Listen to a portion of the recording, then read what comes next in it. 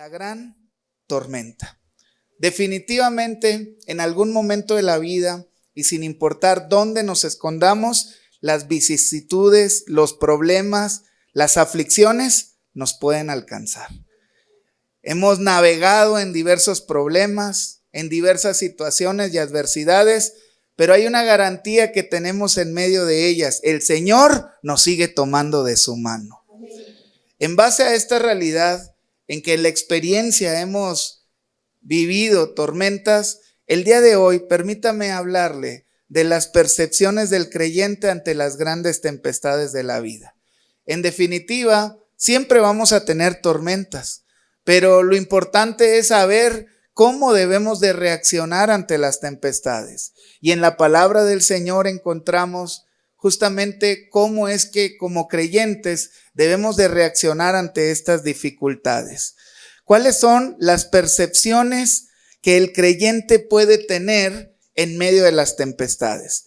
Hermanos, Jesús había recibido una mala noticia. Permítame darle el contexto.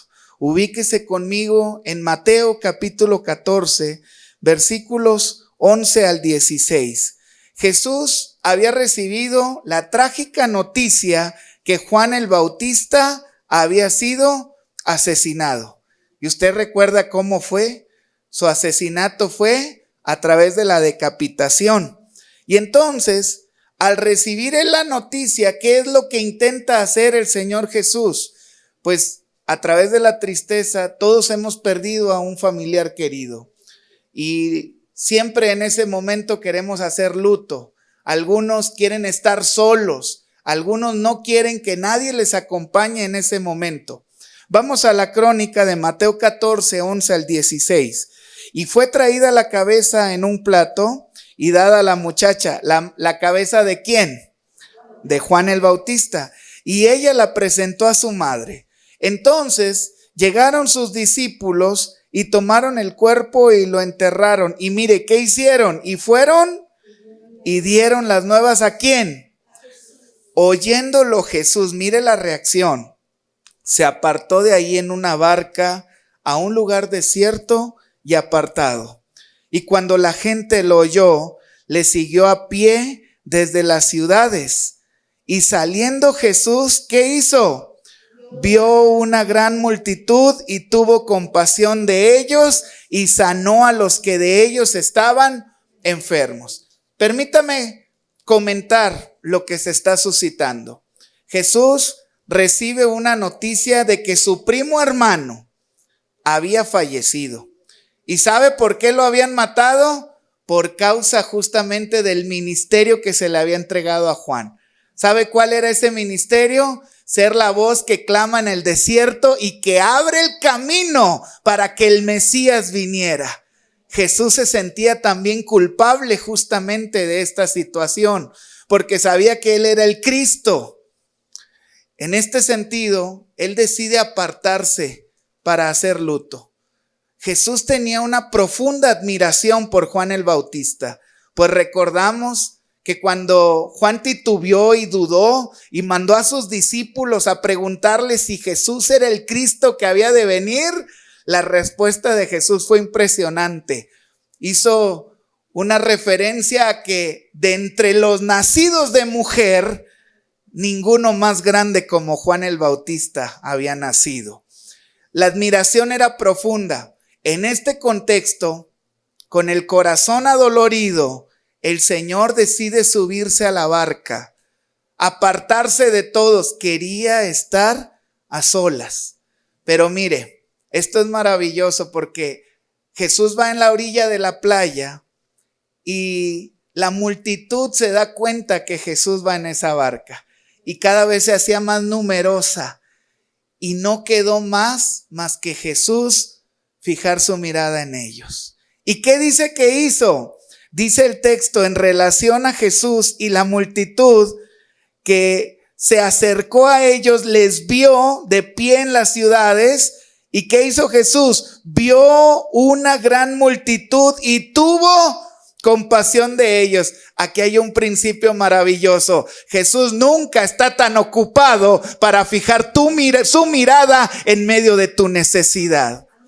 Jesús tuvo compasión y no solamente se quedó en un sentimiento, dice que sanó a todos los que de ellos estaban enfermos. Y sigue diciendo el texto, cuando anochecía, ¿qué pasó? Se acercaron a él sus discípulos diciendo, el lugar es desierto. ¿Dónde estaban? En la orilla de la playa. El lugar es desierto. ¿Y qué más? Y la hora pasada, despide ya la multitud para que vayan por las aldeas y compren de comer. Y Jesús les dijo, no tienen necesidad de irse, dadles vosotros de comer. Los discípulos estaban preocupados porque ya se acercaba la puesta del sol. El calendario judío en relación al día y la noche, el día terminaba con la puesta del sol y empezaba un nuevo día. Entonces a las 6 de la tarde, que era la puesta del sol, la gente ya no podía andar en la calle con libertad. Hay que recordar, nosotros en nuestro contexto está la luz eléctrica y todo está alumbrado. En ese tiempo no. Entonces los discípulos, queriendo que no llegase la noche, le dice, despide ya la multitud para que ellos vayan a ver qué comer. Esta multitud se nos dice que eran por lo menos 5,000 hombres, sin contar a mujeres y niños. Y mire, quiero que vea a su alrededor. El día de hoy, ¿hay más mujeres o hay más hombres? Bueno, así siempre ha sido, hermanos. Imagínense, había más de 10,000 personas ahí seguramente. Y entonces Jesús les dice, no, denle vosotros de comer. Y aquí se suscita la gran señal milagrosa.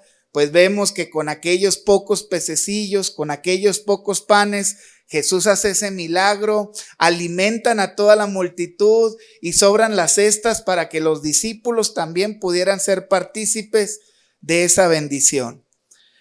¿Qué es lo que decide hacer Jesús? Una vez que alimenta a la multitud, decide retirarse para ir nuevamente al monte a orar y dejó instrucciones a los 12. Miren, Mateo capítulo 14, versículo 22 y 23 lo puntualiza. Dice, enseguida Jesús hizo a sus discípulos entrar ¿en dónde? E ir delante de él al otro lado de la ribera, entre tanto que él despedía a la multitud. Despedida la multitud, subió al monte a orar aparte. Cuando llegó la noche estaba allí solo. ¿Por qué Jesús le dice a los discípulos que se vayan y él despide a la multitud? Juan 6:15 lo puntualiza. Pero entendiendo Jesús que iban a venir para apoderarse de él y hacerle rey, volvió a retirarse al monte él solo. Esa señal milagrosa fue tan grande que todo el pueblo, en el pensamiento de Jesús, es: vamos a hacerlo nuestro rey, porque nos dio alimento. No solamente nos dio alimento físico, ¿qué había hecho antes Jesús? Había sanado, había restaurado. Por eso yo creo que es bíblico que después del culto hay que comer, hermanos. Hay que dar ese alimento. Después de recibir el alimento físico, el alimento espiritual, Jesús les dio de esa dádiva física. Entonces Jesús manda a los 12 a la barca y les da una instrucción: vayan al otro lado de la ribera. Entre tanto, yo voy a despedir a la multitud. Despide a la multitud y entonces Mateo llega a la conclusión de que Jesús se va al monte y comienza a orar y estaba ahí solo. Ese era el propósito inicial de Jesús. ¿Recuerda? Él había recibido una mala noticia. Y esto nos deja un principio. Cuando recibimos malas noticias y adversidades, es momento para estar en la presencia de Dios y hacerle ver lo que nosotros sentimos. Si Jesús lo necesitó, ¿cuánto más nosotros? En este contexto, hermanos, los discípulos, escuche bien, tuvieron que haber zarpado lo más tarde a las 6 p.m. ¿Por qué a las 6 p.m.? Porque era la puesta del sol.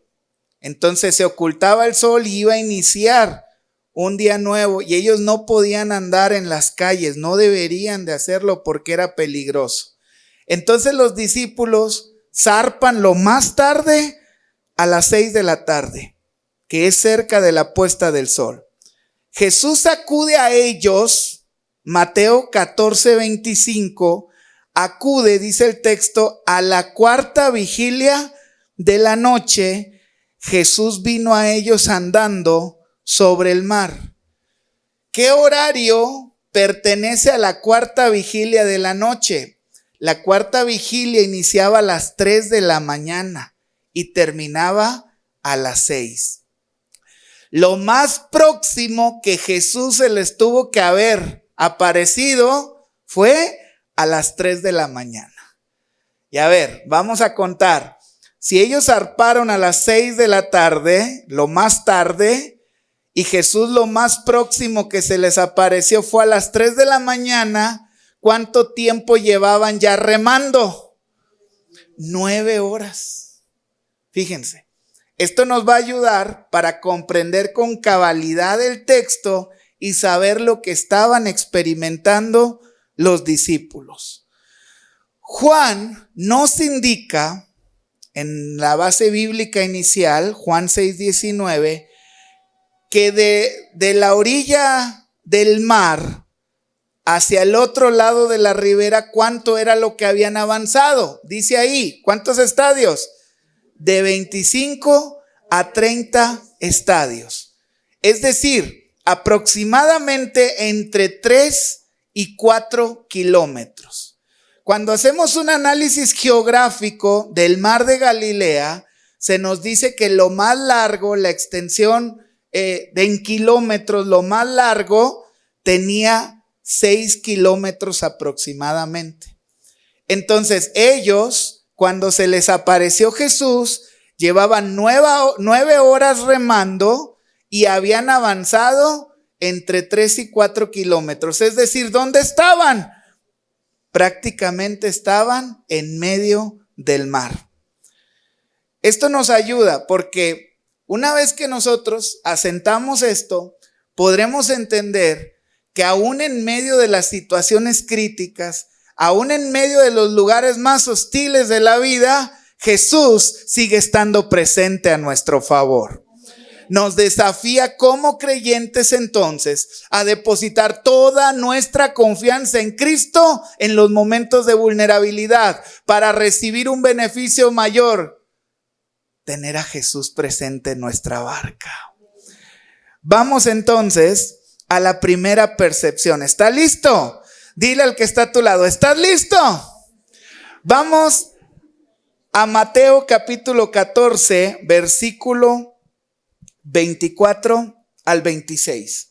Mateo 14, 24 al 26 puntualiza: de todos, el apóstol Mateo es quien da una mejor perspectiva de lo que experimentaron los discípulos en ese viaje de 9 horas, en esos 3-4 kilómetros que navegaron. Y dice la escritura, y ya la barca estaba ¿dónde? Fíjense cómo Mateo confirma lo que Juan ya había dicho. Mateo es directo, en medio del mar. Juan nos puntualiza cuánto era la distancia que habían recorrido. Pero es un sinónimo. Estaban en medio del mar. ¿Y qué nos dice? Azotada por las olas, y nos lo justifica, nos da la causa, porque el viento era contrario, iban en contra de la tormenta. Mas a la cuarta vigilia de la noche, que dijimos entre 3 a 6 de la mañana, Jesús vino a ellos andando sobre el mar, y los discípulos, viéndole andar sobre el mar, ¿qué hicieron? Y dieron voces diciendo, y dieron voces de miedo. Gritaron a un fantasma. Imagínense a los seguidores de Jesús. Imagínense a los pastores. ¡Un fantasma! Los seguidores de Cristo daban voces diciendo un fantasma. Eso refleja el temor que ellos tenían. Se realza que los discípulos estaban en medio del mar. Seguramente no podían ver nada, estaban en plena oscuridad. No podían hacer nada que les pudiera ayudar. Ahora, es importante entender que los discípulos habían experimentado muchas tempestades marítimas, pero aún así ellos se encontraron en temor. Recuerda que por lo menos había 3 pescadores ahí, y no eran cualquier tipo de pescadores. Tenían, fíjense, el padre de Juan tenía jornaleros, es decir, tenía una empresa. Y Pedro, cuando abandonó todo para seguir a Jesús, ¿qué fue lo que abandonó? Su barca, la que le pertenecía. Hermanos, eran hombres pesqueros y aún así fueron influenciados por el temor y tuvieron miedo. Eso refleja la gran tormenta que estaban experimentando.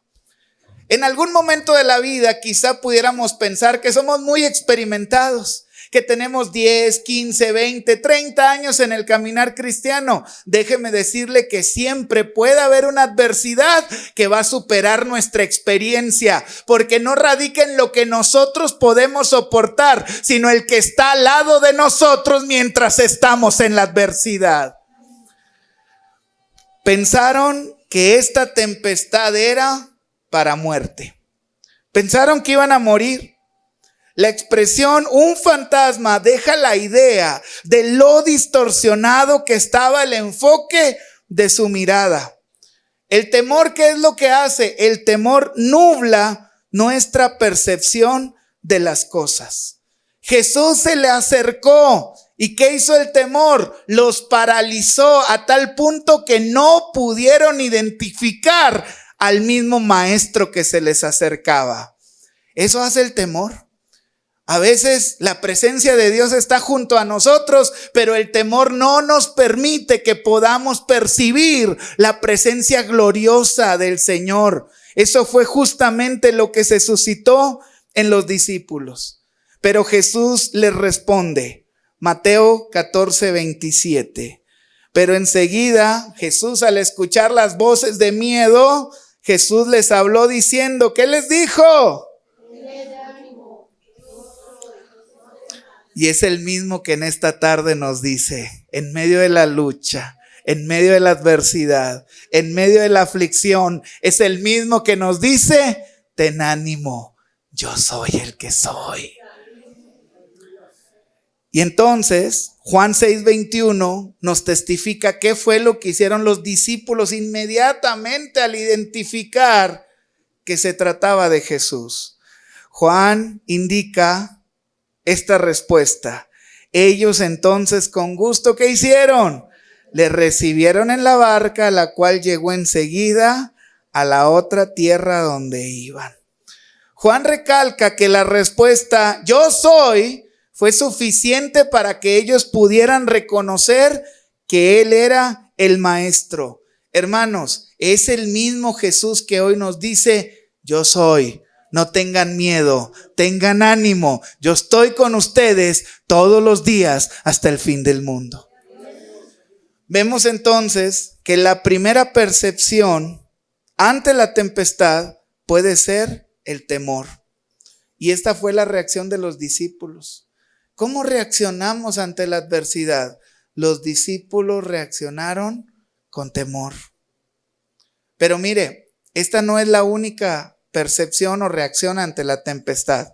Vamos a la segunda. Esta se encuentra en Mateo capítulo 14, versículos 28 al 33.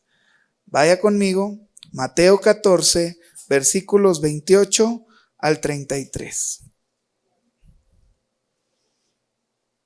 ¿Lo tenemos? Les escucho, hermanos. ¿Qué dice?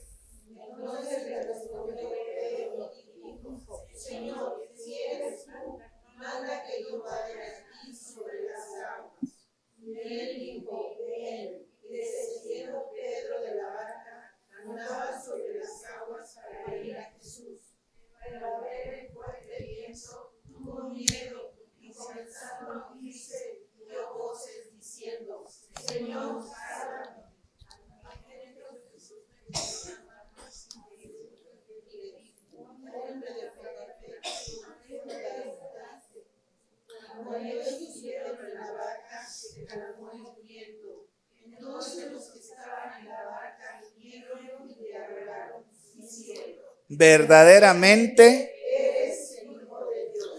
La segunda percepción ante la tempestad puede ser una oportunidad para aprender. Dile al que está a tu lado, una oportunidad para aprender. Y esta fue la reacción de Pedro. Fíjense, solo a Pedro, hermanos, se le ocurre la brillante idea de tomar clases de caminata acuática en medio de una tormenta, en la oscuridad, a las 3 de la mañana. Hay creyentes extraños y estamos en peligro de extinción como Pedro, que se atreven a hacer cosas locas, sin sentido, pero siempre con una oportunidad de aprender. Hermanos, esto que encontramos aquí no lo dice Juan, pero miren, para Mateo, que fue un testigo ocular, es importante señalarlo. Hay creyentes como Pedro que hacen que en la escritura se escriban nuevos capítulos, nuevos dichos. Porque entonces, ¿qué es lo que hizo Pedro? Pedro le dice, si eres tú, permite que yo vaya. Después de que Jesús dijo, yo soy el que soy, entonces esta historia iría en medio antes de que Jesús entrara a la barca. Pedro entonces le dice, si eres tú, permite que yo vaya. ¿Y qué es lo que se suscita? Bueno, dice el versículo 29, y el Señor le dijo, ven. Y Pedro descendió de la barca y andaba sobre las aguas para ir a Jesús. Imagínense lo glorioso de esa escena. En medio de la tormenta, del titubeo, Pedro comienza a caminar porque su mirada estaba fija en su maestro, en el Señor. Pero ¿qué pasa? Como siempre sucede con la humanidad. Una vez que Pedro desenfocó su mirada de Cristo, el versículo 30 nos dice lo que se suscitó. Pero al ver el fuerte viento, nuevamente queda paralizado y comenzando a hundirse, dio voces diciendo, Señor, sálvame. Hermanos, es interesante ver que Pedro, al desenfocar su mirada de Cristo, comienza a hundirse. Las tormentas no son para hundirse, son para fijar su mirada en Cristo. Pero cuando nos desenfocamos de Cristo, entonces las tormentas comienzan a hundirnos. Aquí no quiero crepitar a Pedro, sino señalar a aquellos 11 que se quedaron en la barca. Pedro encontró una oportunidad para creer en el Señor, para dar pasos de fe que nunca antes había dado. Pero ¿qué es lo que se suscita? Comenzó a dar voces diciendo, Señor, sálvame. Señor, ayúdame.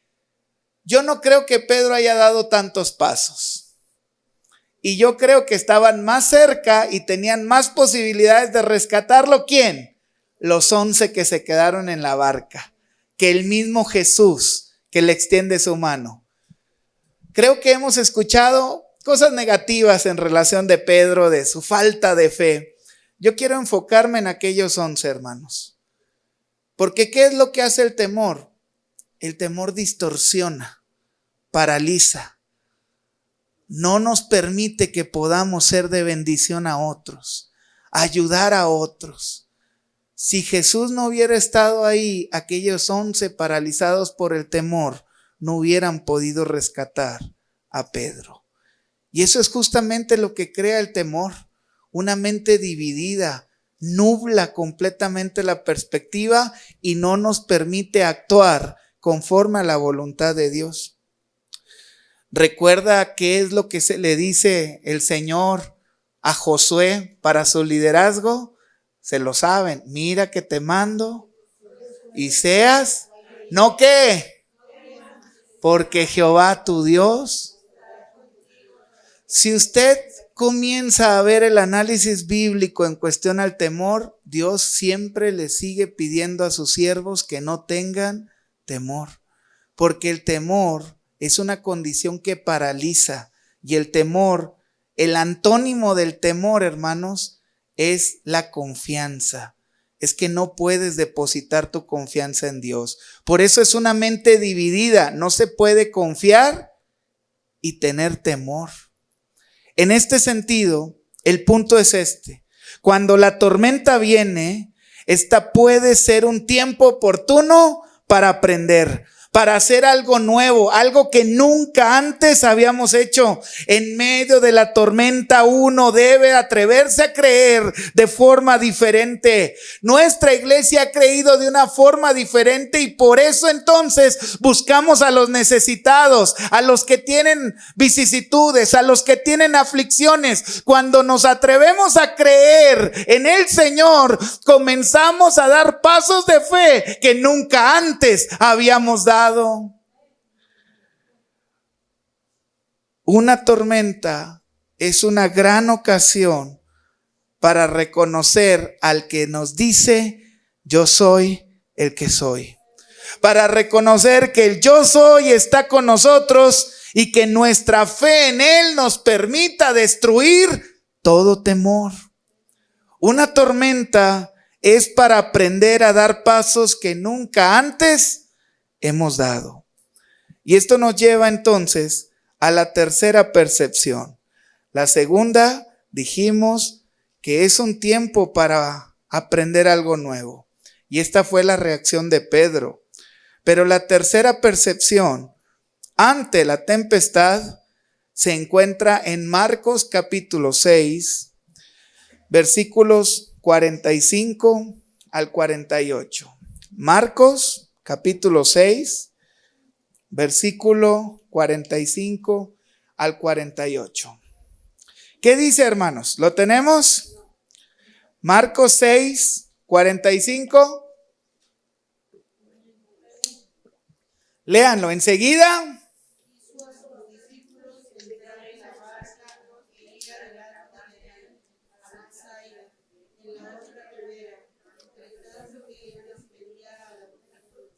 Y después de esto hubo despedido. ¿Qué hizo? Y al venir la noche, la barca estaba y él solo en tierra. ¿Qué más?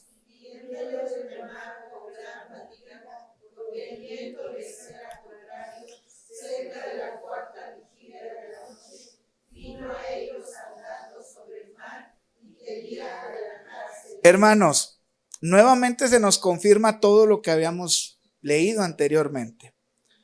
Pero en Marcos hay algo muy peculiar. Si usted se da cuenta, Jesús es el objeto de todas las oraciones en Marcos. En primer lugar, ¿quién hizo subir a los discípulos en la barca? En segundo lugar, ¿quién despide a la multitud? En tercer lugar, ¿quién sube al monte a orar? ¿Quién camina hacia los discípulos en la tempestad? Jesús es cristocéntrico en toda esta narrativa. Y entonces comienza a realzar todo lo que hizo Jesús en esa escena. Marcos 6:48 expone la condición de los discípulos. Hermanos, debemos de entender que ir de un lado a la otra ribera, cruzar los 6 kilómetros que medía el mar, no les debería de tomar más de 2 horas en lo cotidiano. Entonces, lo que debió haber sido un viaje de máximo 2 horas, ¿cuánto llevaba ya?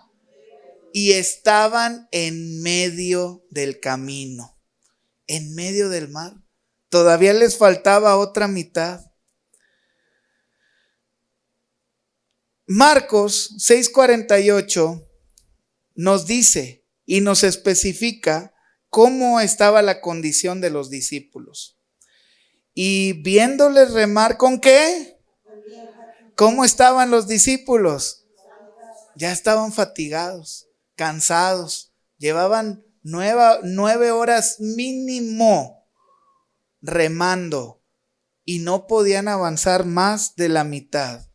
El viento era contrario y entonces cerca de la cuarta vigilia es que el Señor Jesús se les aparece. Hermanos, Jesús, miren, vamos a hacer un ejercicio. Yo soy pastor de niños, entonces trato de ser lo más puntual y específico.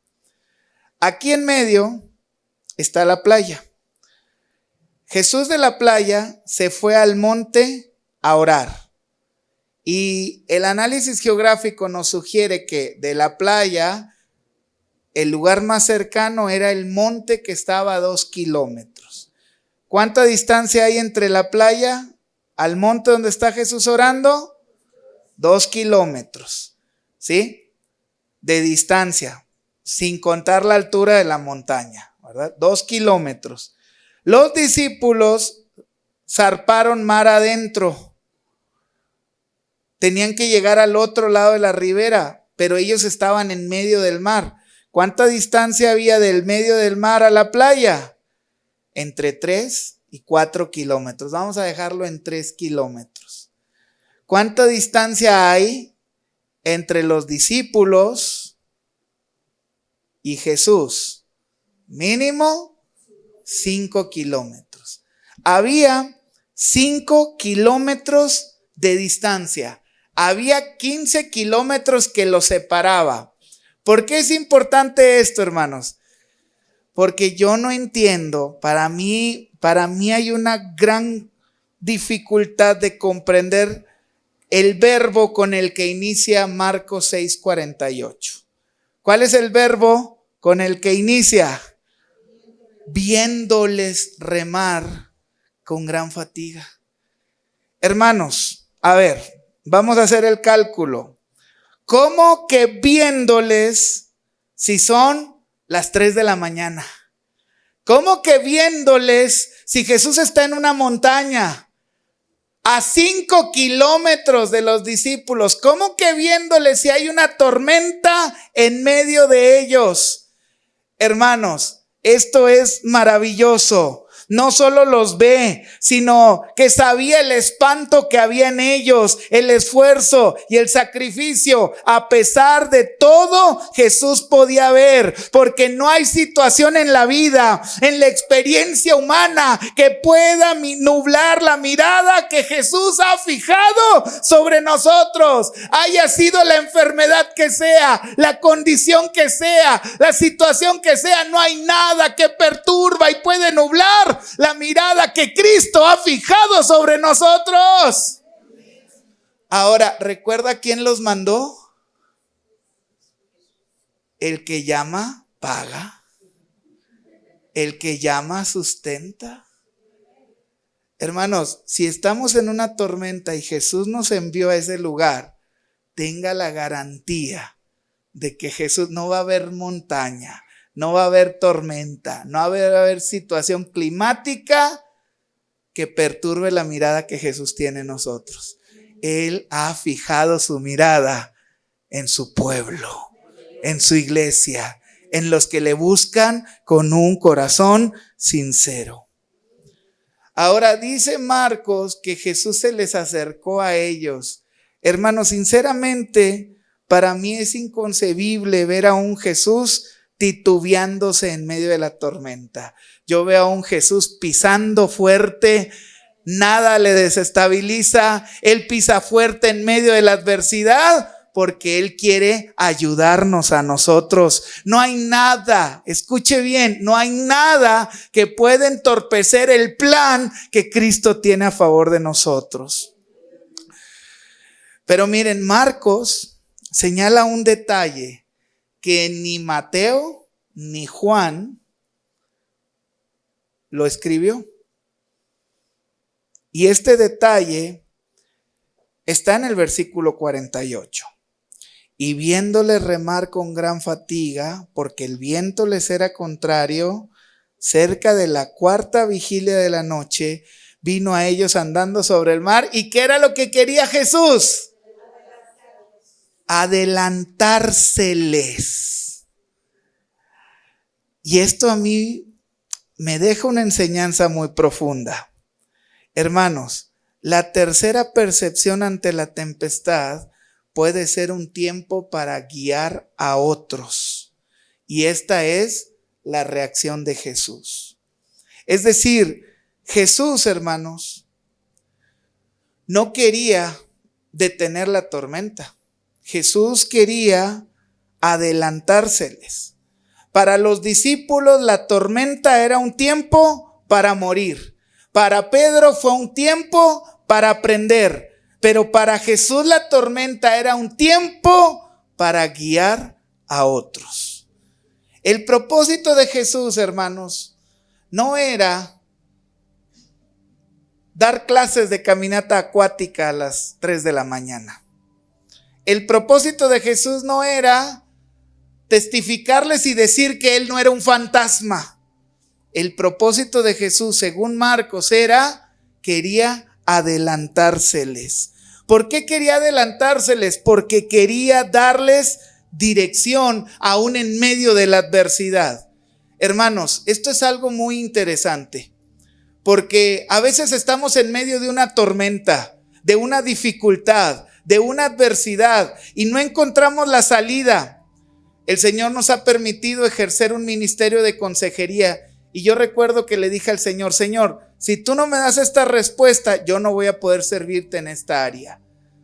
Porque vienen a nosotros gente con necesidad, que la primer pregunta que hacen es: ¿y dónde estaba Dios cuando me pasó esto? ¿Dónde estaba Dios cuando le hicieron esto a mi mamá? ¿Dónde estaba Dios cuando los malos asesinaron a mi familia?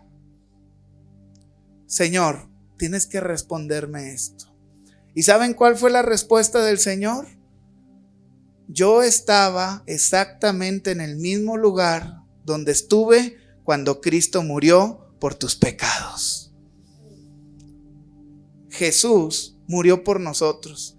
El Señor pudo hacer algo, pudo haber hecho muchas cosas, pero a veces el deseo del Señor no es detener nuestras tormentas. Él quiere ir delante, quiere adelantársenos para que nosotros podamos ser direccionados por Él, para seguir confiando en medio de la adversidad. ¿Por qué Jesús tuvo que detener la tormenta? Porque vio la falta de fe de aquellos que daban voces de miedo diciendo un fantasma. ¿Por qué Jesús detuvo la tormenta? Porque Pedro comenzó a ver la tormenta y comenzó a hundirse y tuvo que ayudarlo para salvarlo. Pero ese no era el propósito de Jesús. Jesús no siempre para todas las tormentas de la vida. En este caso lo hizo por la falta de fe que había en ellos. Hermanos, y esto es justamente lo que tenemos que aprender de este mensaje. El que tú estés atravesando una adversidad, una lucha, un problema, no es sinónimo a infidelidad. Es que el Señor quiere adelantarse y quiere darte dirección. A veces el Señor para las tormentas, pero es porque estamos dando voces de ruego: Señor, sálvame, sálvame. Pero ese no era el propósito del Señor. El Señor quería adelantarse al otro lado de la ribera. Amados hermanos, las grandes tempestades de la vida no deberían de ser para tener temor y quedarnos paralizados. No deberían de ser para fracasar. Las grandes tempestades de la vida son para confiar en el Señor, para animarnos a seguir adelante, para dar pasos de fe que nunca antes habíamos dado. El día de hoy les he hablado de las percepciones ante las grandes tempestades de la vida. Solamente podemos reaccionar con temor o ser una oportunidad para ser direccionados por el Señor. Ante tu adversidad, ¿qué prefieres hacer en esta hora? ¿Dar voces de miedo? ¿Hundirte? ¿O prefieres permitir que el Señor pase y llegar al otro lado de la ribera? El Señor nos dice en esta hora: yo soy, no temáis. Tened ánimo. Amados hermanos, todos hemos experimentado situaciones difíciles, pero tenemos que entender que Jesús sigue estando con nosotros. Jesús es el mismo que hoy nos dice: yo soy el camino, la verdad y la vida. Nadie viene al Padre si no es por mí. Yo soy la luz del mundo, y el que me sigue no andará en tinieblas. Venid a mí todos aquellos que estén cargados y trabajados, y yo os haré descansar. Llevad mi yugo sobre vosotros y aprender de mí, que yo soy manso y humilde de corazón, y hallaréis descanso para vuestras almas. El que tenga sed, venga a mí y beba, y el que me quiera seguir, tome su cruz de cada día y sígame. ¿Qué significa el yo soy? Quizá estás en una tempestad económica, no hay finanzas en la casa, no hay pan. Pues Jesús dice: yo soy el pan de vida. En Él tenemos garantizada nuestra porción. Quizá no sabes por dónde transitar en la vida, no sabes qué decisiones tomar, no sabes qué puerta abrir y qué puerta cerrar. Él es el mismo que nos dice: yo soy la puerta, y el que por mí entrare heredará la vida eterna. Quizá en nuestra situación vivimos en penumbra, vivimos en oscuridad, en un ambiente hostil. Aún en medio de esa hostilidad, Jesús te dice: yo soy la luz del mundo. Permite que Cristo alumbre en tu vida, que alumbre en tu hogar, en tu familia, en tu colonia, en tu comunidad. Quizá dices: me siento desorientado, no tengo fortaleza para seguir adelante, no tengo quien me dirija. Bueno, Jesús dice: yo soy el buen pastor, el que da seguridad, el que da estabilidad, el que lucha por ti, aquel que dice: nadie las puede arrebatar de mi mano. Quizá tienes una enfermedad y te han dicho que es de muerte. Es una enfermedad con la que has navegado. Es una condición dolorosa de salud. Jesús dice: yo soy la resurrección y la vida. Aún en la enfermedad, aún en la muerte, juntamente con Cristo resucitaremos, porque en Él somos más que vencedores. No, ni lo alto, ni lo profundo, ni ninguna otra cosa creada nos puede separar del amor que es en Cristo Jesús. Él es el mismo que dice: soy el camino, la dirección correcta, la verdad, el modelo a seguir, la vida, la garantía de llegar al Padre. Hermanos, sin importar cuál es la situación que tú experimentes, hay una situación de crisis, Él te sigue diciendo: yo soy la vid verdadera, yo soy el que soy. En medio de tu necesidad, Él lo único que te pide es que le permitas entrar a tu barca. Porque cuando en la barca está Jesús, entonces se admiraban, porque Él reprendía a la tormenta, y aún el viento y el mar había bonanza. Cuando Jesús está en la barca, hay cielos abiertos, hay bendición de parte de Dios, y entonces podemos comprender sus propósitos. Amado hermano, te tengo una buena noticia. Quizá los pastores, el liderazgo, quizá nosotros no sabemos las luchas que tú tienes, no sabemos el cansancio que tú tienes, no sabemos el esfuerzo tan grande que haces para venir a congregarte aquí, con cansancio, con agotamiento. Desconozco cómo estuvo tu semana, pero te tengo una buena noticia. Así como Jesús veía la fatiga de aquellos que estaban remando, Jesús ha fijado su mirada en ti. Conoce tu necesidad, conoce tu lucha, y no solo eso, sino que Él decide caminar en medio de la tormenta, a acercarte, y te dice: ten ánimo, no temáis, yo soy el que soy. La pregunta es: ¿qué haremos con este mensaje? ¿Podemos hacer caso omiso y seguir rascándonos con nuestras propias uñas en medio de la adversidad? ¿Podemos seguir quejándonos de la adversidad? Hoy podemos, así como Pedro: Señor, si eres tú, permite que yo vaya. Que hoy podamos venir al Maestro y tomar esa decisión. Si tú tienes una lucha, si tú estás cansado, estás agotado, tienes dificultades y te sientes como aquellos discípulos que tienes días, semanas, meses remando con fatiga, yo quiero hacerte un llamado muy especial. Quiero que te pongas de pie.